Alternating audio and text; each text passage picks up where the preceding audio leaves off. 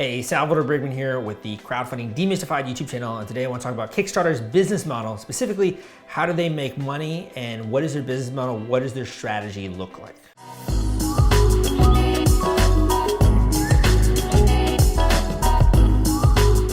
So you might be interested in this if you want to start your own crowdfunding platform. I have some great videos on how to do that. But also just to be aware of like the marketplace that you're getting into so you can understand those dynamics and you can have it play to your advantage. I think it's important always whenever you're part of a platform to know how that platform makes money, and Kickstarter is no exception. So first of all, I think we all know that they basically take 5% of all or nothing funds raised. If you run a crowdfunding campaign on their platform and you are successful, you end up surpassing your goal, then they will take 5% of all that you raise. If you don't surpass your goal, you have a $10,000 goal and you only raise $5,000, then you're not going to be able to keep the funds that you've raised, and credit cards are not going to be charged, and Kickstarter is not going to be able to get their 5% fee. Versus if you raise 20K and you have a 10K goal, you'll keep that, and credit cards will be charged, and you'll also then have to give the 5% fee to Kickstarter. So that's kind of, very simply just how they make money. But the question is, what is the business model right behind their entire activity? Well, the way I like to think about this is, what's the difference between Kickstarter and other platforms that are out there that have tried to start unsuccessful crowdfunding platforms? The biggest difference that I see is Kickstarter was able to garner media and social media attention, and they did that by having several noteworthy and successively successful, say that 3 times fast, successively successful major campaigns that kind of hit it big, and that captured the public's imagination. If you know from any of my videos on marketing, the number one way that you can convince someone to do something, to get them to invest the time and mental energy in doing something like starting a business or to buying your product, is to show proof and credibility. So what these campaigns did that ended up raising a bunch of money, whether that's like the Pebble Watch or the Oculus Rift, or there are a lot of campaigns in the early days, the Coolest Cooler, that got everyone's attention in the creator space, in the entrepreneurial space. And they saw what was possible. They saw all the backers that were accumulated on these campaigns, how much funding they got, and it really gets your gears turning. When you start to see people that are successful, it makes you realize that you can also do the same thing. And that's one of the reasons why with my podcast, Crowdfunding Demystified, I try to showcase examples of success, and I talk with them and I get into the bare bones of what framework did they use when they were launching, what did they actually do to get funding to their campaigns. That's the whole goal behind the podcast. And even with this channel, in my book, The Kickstarter Launch Formula, it's sort of boiling this all down and decoding it and codifying it into something that you can follow specifically for your campaign. But when you start to see these major success stories, then you also start to realize as an entrepreneur that more is possible than you thought previously. So this public nature of a campaign is very important. And Kickstarter kind of like parlayed that a little bit. Obviously with Indiegogo came before Kickstarter, but Kickstarter really started to have some of those major hits, right? That started to capture the public's imagination. Now that did 2 things. Number one, when you have a major hit as a platform and you get all of these new backers that support that campaign, then Kickstarter has this community of backers that can go out there and they can support other campaigns. And that's kind of like the chicken and the egg, is do you get backers first or do you get campaign creators when you're starting a new platform? So these major successes enabled them, number one, capture public's imagination, but number 2, to get a whole list, an email list of backers to get them browsing campaigns on Kickstarter and then to support those projects, right?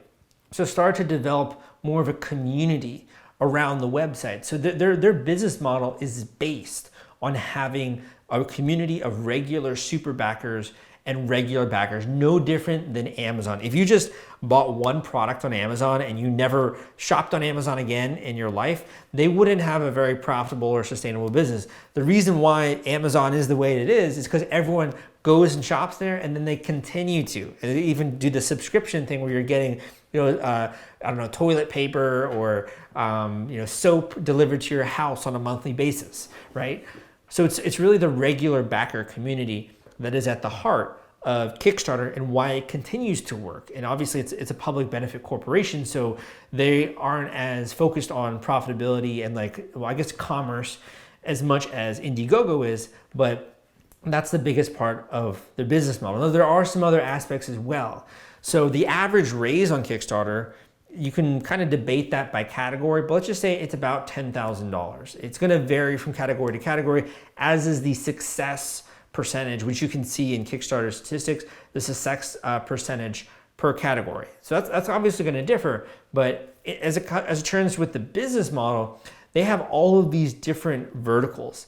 And their business model is basically based on making it so that people that are in these different verticals believe that they have the grassroots, the foundation to be able to get funding on the platform. When you're launching a Kickstarter campaign, one of the common things we go over is that, yes, a certain percentage will come from the actual platform in the marketplace, but in order to jumpstart that process, you got to be getting some friends and family in the mix, right? So when you're bringing your friends and family to Kickstarter, the platform, you're then giving Kickstarter new customers, new backers, which are going to become a part of their marketplace. And when they send out a newsletter, that newsletter is then going to go to those new friends and family, which you brought into the mix. So it's kind of thinking of it this way, that the company is selling you as a creator on the ability to raise funds for your project. And that's true. That's 100% true. Obviously, I mean, I built my career on that, on how you're able to do that. But they're selling you on that. And then you're so invested in that you're willing to bring your friends and family into the mix, into the ecosystem, as well as doing paid marketing using Facebook ads, doing paid media, doing other kind of like influencer marketing, getting those individuals onto the platform. And then it creates a very synergistic ecosystem, which you have backers, you have campaign creators, you have super backers, and you also have the platform itself, which has the tools enabling those creators to raise money. So it's a really interesting platform. And I would have to say that when it comes to the business model, that it's kind of distributed between some of these major successes, which do bring in large amounts of funding, but also having lots of these micro campaigns. A lot of these micro campaigns are kind of like mini income streams, if you want to think of it that way, where they're bringing in new funding, new backers, new creators. So it's not necessarily just that they're making so much money from these large campaigns that can help make up for maybe some of the failed ones. The cool thing about Kickstarter is it's almost like, without taking any kind of an intellectual property or an intellectual, some kind of claim in the company, it's almost like a little bit like a venture capitalist, where they're giving you the tools, the ability to grow the company. They're giving you a platform where you can raise money, and for that they're taking a 5% fee, except the big difference being they're not taking any kind of like ownership in the company whatsoever. So I think it's a really unique model, and something that as a business person, it's very clear to me that it's a marketplace dynamic kind of a business where you have to have this marketplace, otherwise it's not going to work in the long run. And I think there are a lot of things they could do probably better with the platform in order to generate more income. They could have done a lot of the things differently with providing services to creators, or some of the stuff that I see Indiegogo doing in partnering with other companies. But for me, that's kind of the way that I view their business model. I would love to hear from you if you have any insights on their business model, what you think kind of is fueling the engine behind their growth. The interesting thing to me is the engine of growth differs from category to category. So you have like tabletop games, which can be taking off one year. You have video games which take off another year, or gadgets and gizmos. So it doesn't matter as much when it comes to it's a little bit diversified in that way, where they have multiple verticals in which you can raise funds, which makes it also a really strong, I think, long-lasting business. So I would love to hear from you.